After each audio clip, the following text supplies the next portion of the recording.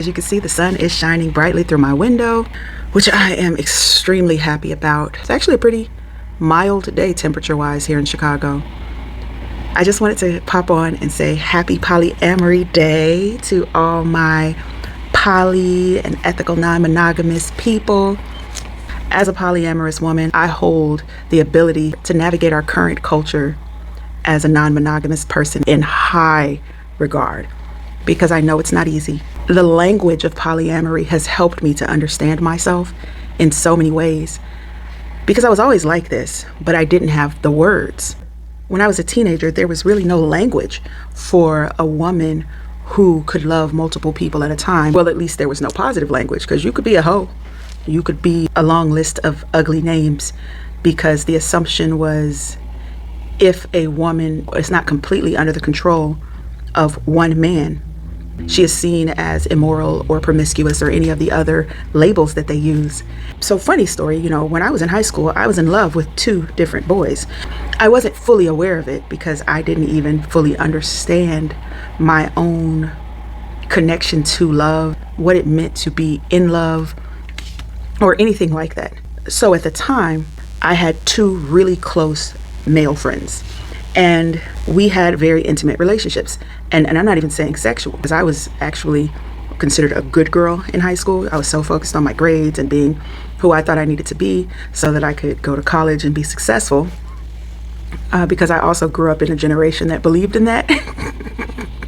Who, if I knew then what I know now, I might not have the student loans that I have. But alas, being intimately and deeply connected to 2 different high school friends taught me a lot about what my foundation for romantic love would look like. And as I got older, sometime in my 30s, I started learning about non-monogamous styles of relating. And I'm telling you, I had no idea that these things even existed. As I talked about last week, I grew up extremely churched. So, poly what? Poly gonna go to hell, baby. You know what I mean? It was like one of those kinds of things. But it's been really cool because I started getting around different communities and finding out people's different vocabulary around ethical non-monogamy and all of these different ways that you can connect to it. I found words that described things that I had always felt. I always knew I could be in love with multiple people. I just didn't have the language. I always knew that I was different. Even when I was in church, the girls I went to church with, you went to college. When you graduated college, you married whoever that boyfriend was you were with, and eventually you had kids and you lived this quote unquote godly life. And I was on track for that. I had a boyfriend in college who I thought I was going to marry. All of my friends were getting married around that time. It seemed like I was set to do the same thing. But even in that, as much as I was in love with the young man who I was with at the time, I always knew deep down that I was okay with something different, something that others might consider alternative or even sinful. And so it's been really beautiful as I've gotten older and I've been stepping more into my identity as a polyamorous woman. I've had some challenges, and this is not to blame anyone. Really our Western culture is so focused on control. A lot of what we call love is fear-based and transactional. So I understand what I'm dealing with. But what I will say is polyamory and being around people who educate on polyamory, reading books on polyamory, has taught me just how deep the practice of love can go.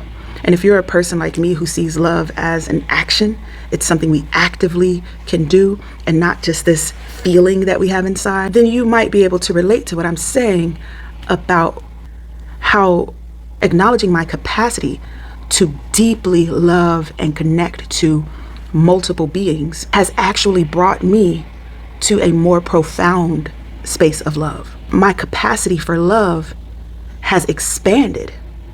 My knowledge about who I am has expanded. My understanding of my triggers and my focus on evolution has only magnified since I started to identify as polyamorous. And I was always polyamorous even before I identified.